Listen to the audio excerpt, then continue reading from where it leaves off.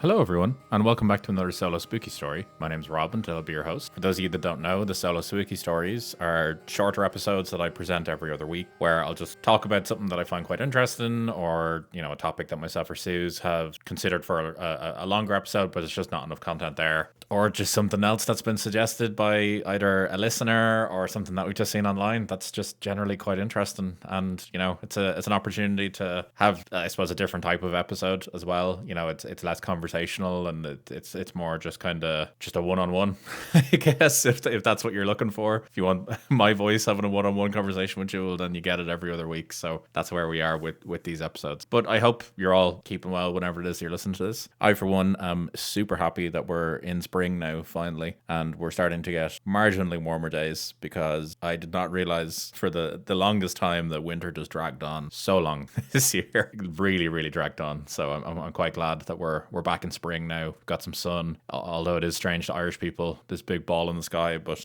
we're making the most of it. We're doing what we can. But with that said, I hope you're all having a lovely time whenever it is that you're listening to this, and we'll get into it. So today we are talking about something that I am fascinated by, and I'm mostly just fascinated by it because I think a lot of people enter into the the paranormal, or the world of spookiness through like a few different avenues. The topic today is definitely one of those avenues around, I suppose, like cursed objects. It's kind of, I suppose, entry level into the paranormal. You hear about these things as kids. You read books like about like mysteries in the world and all that, or if you're a millennial, you have also experienced watching Goosebumps as a child, or reading Goosebumps, or all the various TV shows that were out there. Courage the Cowardly Dog is another perfect example of a cartoon dealing with cursed objects. Obviously there's other shows going back further in time as well, but everyone kind of gets their own different, I suppose, engagement with it. And I think the idea of a cursed object is a little bit more believable to certain people. It's one of those things, like I suppose the famous one being obviously like Tutankhamun's tomb, for example.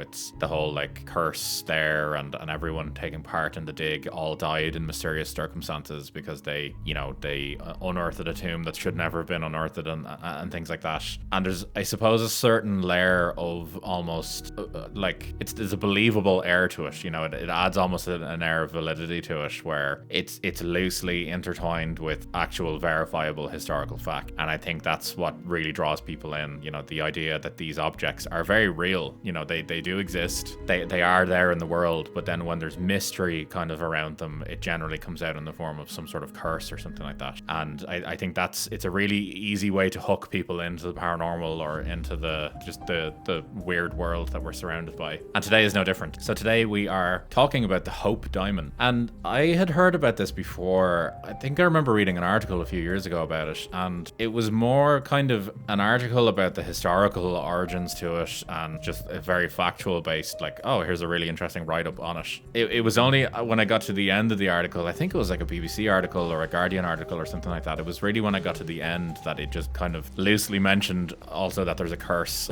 related to this object, and that it just adds to the layer of mystery surrounding it. And I kind of didn't really know what to think of that, because I was mostly just reading an article about a diamond. I didn't think that there was a curse kind of attached to it, but here we are. So for those of you that don't know, the Hope Diamond is this massive diamond and it is, it's basically a fuck off diamond. It's massive. The diamond was discovered in the Kolar mine in India, and its initial size when found was 112 carats in its uncut state, which, from what I understand about diamonds, that's a big diamond.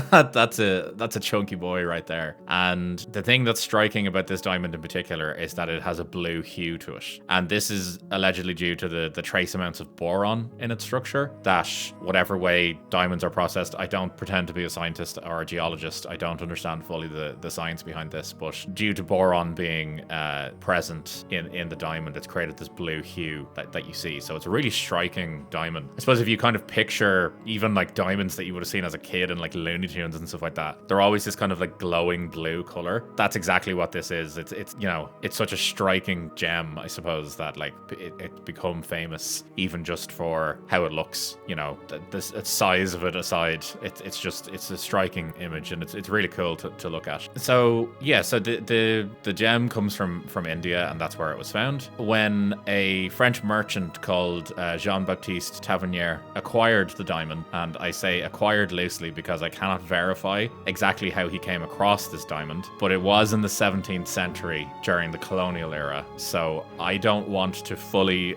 state that he acquired the diamond and not, emphasize that there were most likely some shenanigans going on there that were not okay, and I don't want to endorse it in any way. So just to acknowledge that. But yes, Tavernier, he came across the diamond and decided to bring it back to Europe with him in the 17th century. And this, I suppose, is the initial, first introduction to it into like Western Europe, Western culture. And its first major owner was none other than King Louis XIV, who, straight away, you're talking about this dude who picked up this gem in India and he brings it back and it goes immediately to the king. That's straight away, this diamond is gonna be famous. It's got some serious status to it already, and it hasn't even started its life yet. So King Louis XIV had this diamond cut into what became known as the French blue, and he made it part of the French crown jewels. There's a bit of history behind this, which I will get into a little bit, but effectively the Spark Notes version of this is that at some point during the French Revolution, which came obviously a bit later, the diamond was stolen and was lost to history for a short period of time before eventually resurfacing in 19th century London. At this point then, it was actually cut down again, and it was reduced in size to 45.5 carats. So basically a third of the size of what it was, give or take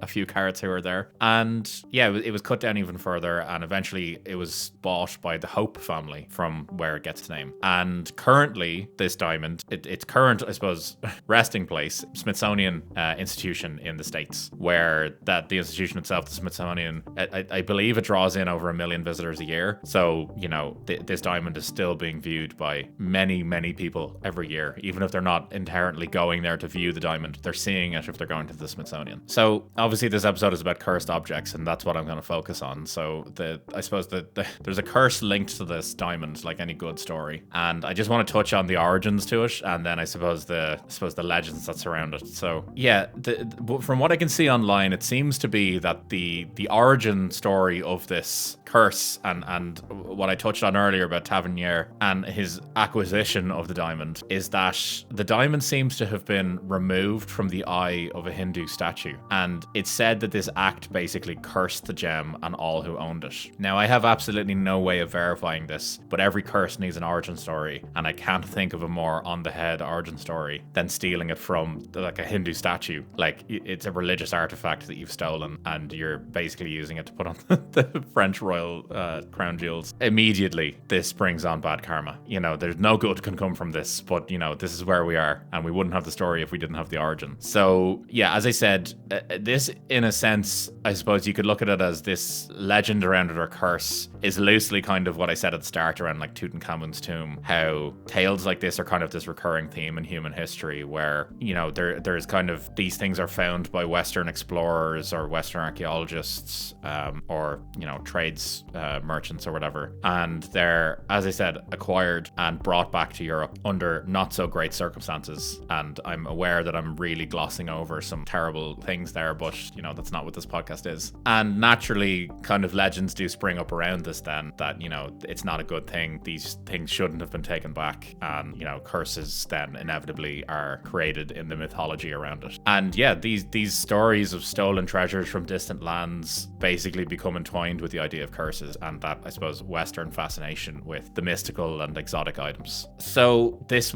as I said, this cursed object, it's got around. It's definitely dealt some damage to a few key individuals, and I want to just talk about them before we finish this episode. So the first one being Jean-Baptiste Tavernier, the original merchant who allegedly stole this from a statue. He's the diamond's original owner, or I suppose European owner. And legends claim that after he handed off the diamond to Louis XIV, he was met with quite a violent end. And from what I could see online in research I did, it seems to be that a lot of people say he was attacked and killed by wild dogs. The story could very well be fictional, just to offer some, validity to the curse myth, but that seems to be the lore of the curse, is it came from him stealing this object, and then the first victim of this was himself. He was killed by wild dogs. So by him handing it over then to the French royal family and them desecrating it by cutting it down, the curse seemed to pretty much pass on to them. Now, it didn't take out Louis XIV from what I can see. However, it did seem to take out Louis XVI and Marie Antoinette, who I'm sure anyone listening to this knows exactly who they are. But yeah, they owned the diamond for a period of time. And at this point, during, as we know, the French Revolution, many things were stolen, including this diamond. And they were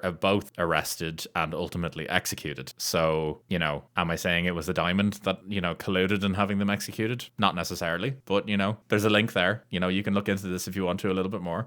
So after this then, as I said, the diamond disappears for a period of time before it eventually resurfaces in London. Again, how it got to London, we don't know. It was at some point stolen and eventually turns up in the possession of a London banker called Henry Philip Hope, after whom the diamond is named. So while there doesn't seem to be tragedy directly linked with Hope, it was said that his family apparently faced serious financial troubles after he owned the diamond. Now, is that just a case of him being a banker in 19th century London? We don't know. But, it's a cool story that the diamond also had a go at the bankers. So, it's taken out a thief, it's taken out a royal family, and now it's dealt with the bankers. So, it's really working its way around. It's doing the business. It doesn't like what's being done to it. And yeah, Hope also had it cut down even further, as I said. So, maybe the diamond just doesn't appreciate this. After this then, the Hope family parted with the diamond, and it was given to Evalyn Walsh McLean. And she was a wealthy American socialite. She bought the diamond in the early 20th century, and she actually thought that it was going to bring her good luck. And, why not? It's this huge diamond with some big fuck off energy about it. Absolutely, you could view it as bringing her good luck. However, this wouldn't be a cursed diamond episode if it brought her good luck. And unfortunately, she faced some serious tragedies in her life. So fortunately, both of her children died, one in a car accident and one by overdose, unfortunately. And her husband's business also went to failure. So the whole family basically was brought through the ringer. Really not good. And I've seen one other name then linked with all of this. So one of the supposed other victims is Pierre Cartier, who is, yes, Cartier fame, the jewelry brand. He allegedly was a jeweler who sold it to Evalyn Walsh McLean. He allegedly came under some bad luck and financial ruin as well. So, this, I suppose, this history of the diamond is linked with misfortune, with death, with financial ruin. It could be argued that these things were going to happen to these people anyway by the lives they led. Who are we to know? It could very well be the diamond. Honestly, if I was the diamond, I probably wouldn't appreciate being cut down every time some new owner found me and basically reducing me in size every time, so it's definitely got some baggage that it's bringing with it, So yeah, I just, I suppose to round all of this out, I suppose the reason why this became so famous is, as I said at the start, people love a good cursed object. We love a good bit of mystery around these sort of things, and this diamond is no exception to that rule. Obviously, there's been a lot of journalistic exaggeration around this, and many of these tales were amplified by newspapers, jewelers, or owners looking to make the diamond more famous, or by being more famous, more valuable. The newspapers at the time, and even now still, they love a good mystery story. You'll see it even now when you look through The Guardian or whatever, or any other papers, that every once in a while you'll see a good mystery, and it does hook people in. I'm very much so guilty of that myself. I will read a multiple page article talking about some obscure mystery that's never been solved over what's going on currently in the world. And it's kind of just part of that fascination that I think everyone has. But yeah, these steps, I suppose, made the diamond more famous, more valuable. I also, just to note as well, that the supposed victims of all of this, they met misfortune, yes, but I suppose when you look at how many people we're talking about, it's not unusual that there would be misfortune that would travel with also the type of lives that these people led. But it's just one of those things that we just have to note. And yeah, by talking, I suppose, about how high profile this valuable gem is. These people do ultimately bring attention upon themselves as well and for the lives they live. So, you know, it's a cool story, absolutely. And, you know, maybe it is cursed, but also maybe these people being like royal families in, you know, a country that famously rebelled against the royals, rich, wealthy bankers, you know, these people all lead lives that, you know, it could potentially have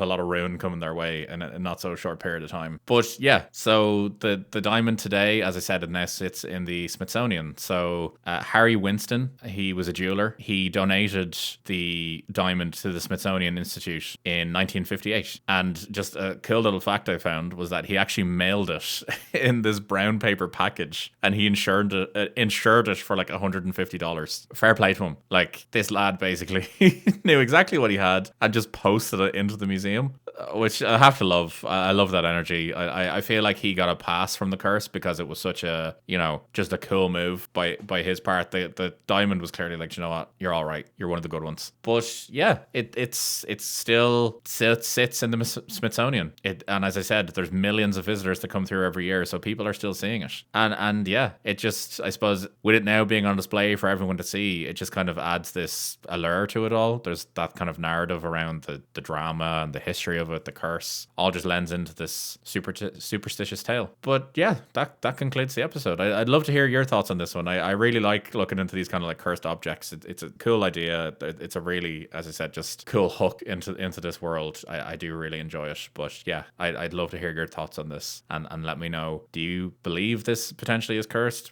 Are there any other objects that you think could be cursed? I know there famously are like dolls and things like that people do say are. Who are we to say? But yeah, you can reach out to us on Instagram at the Spooky AF Pod. You can get us on Threads. You can also get us on Gmail at the spookyafpodcast@gmail.com. And we're also on YouTube. So, you know, plenty of places you can reach out to us. Let us know your thoughts on this. And yeah, if you've got any other cursed objects that you want us to look into, do let us know. I'd love to dive into another curse. But with that said, I hope you've had a lovely time whenever it is that you're listening to this. And I'll see you in the next one. Take it easy, guys.